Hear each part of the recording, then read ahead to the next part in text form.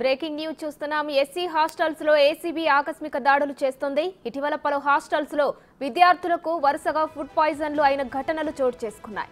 CM Revanth ఆదేశాలతో ACB అధికారులు కదిలారు. ఉదయం 5 గంటల నుంచే తనిఖీలు కొనసాగుతున్నాయి. పిల్లలకు సరైన ఆహారం అందించడం లేదన్న ఆరోపణలు హాస్టల్ వార్డెన్లపై ఉన్నాయి.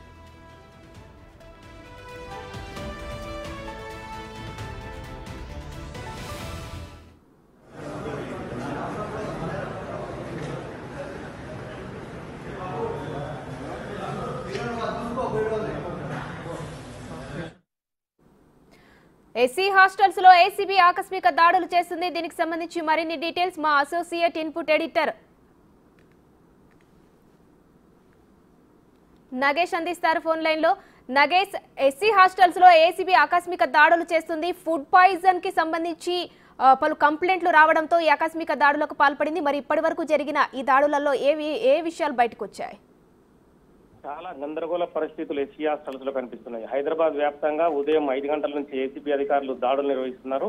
సీఎం రేవంత్ రెడ్డి దక్షిణ కొరియా పర్యటనలో ఉండగానే ఆదేశాలు జారీ చేయడంతో ఎస్సీ హాస్టల్స్ పైన దాడులు చేస్తున్నారు. వార్డెన్లు కనీస వసతులు పిల్లలకు కల్పించడంలో విఫలమయ్యారని చెప్పి ఏసీబీ తనిఖీల్లో బయటపడింది. మనకు వచ్చిన విజువల్స్ లో చూడొచ్చు, ఫోటోస్ లో కూడా.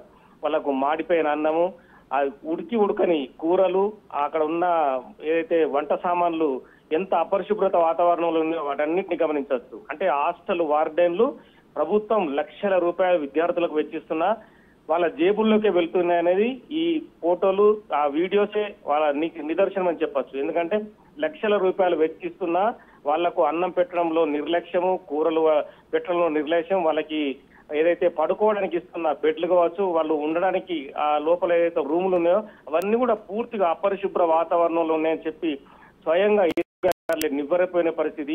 ఇంత దారుణమైన పరిస్థితుల్ని విద్యార్థులకు అధికారులు కల్పిస్తున్నారా? ఎంత దారుణం! మరి ఊర్లలో ఉన్న కడు పేదలు, నిరుపేదలు కూడా తమ పిల్లల్ని బాగా చదివించాలని చెప్పి హాస్టల్స్ కి, గురుకుల హాస్టల్స్ కావచ్చు, ఎస్సీ హాస్టల్స్ పంపిస్తుంటారు. కానీ ఇలా అధికారులు తమ జేబుల్లోకే లక్షల రూపాయలు నింపుకొని విద్యార్థులను వేధిస్తున్నారనేది కూడా స్పష్టంగా అర్థమవుతుంది. ఇప్పుడు జగిత్యాల, తెలంగాణ రాష్ట్ర వ్యాప్తంగా చాలా చోట్ల కూడా ఫుడ్ పాయిజన్ అయిన తర్వాత వందలాది మంది విద్యార్థులు హాస్పిటల్స్ కు వెళ్లారు. చాలా మంది తమ పిల్లలను హాస్టల్స్ లో ఉంచలేము అని చెప్పి, వాళ్ళు చనిపోతే ఎవరు బాధ్యత వహిస్తారని చెప్పుకో చాలా మంది తల్లిదండ్రులు నిన్ననే కొంతమంది జగిత్యాల్లో పిల్లల్ని ఇంటికి తీసుకెళ్లిన పరిస్థితి.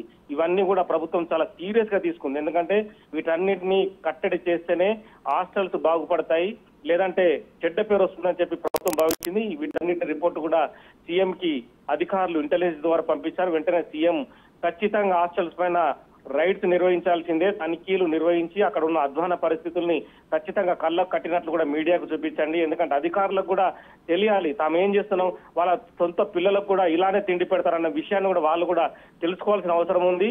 ఒకవేళ నిర్లక్ష్యం ఎక్కువ ఉంటే ఖచ్చితంగా సస్పెండ్ కూడా చేయాలని చెప్పి ఆదేశాలు జారీ చేశారు. ఈ నేపథ్యంలోనే ఉదయం మొత్తం ఏసీబీకి సంబంధించిన అధికారులందరూ కూడా ఉదయం 5 గంటల నుంచే హైదరాబాద్ లో అయితే విస్తృతంగా తనిఖీలు నిర్వహించారు.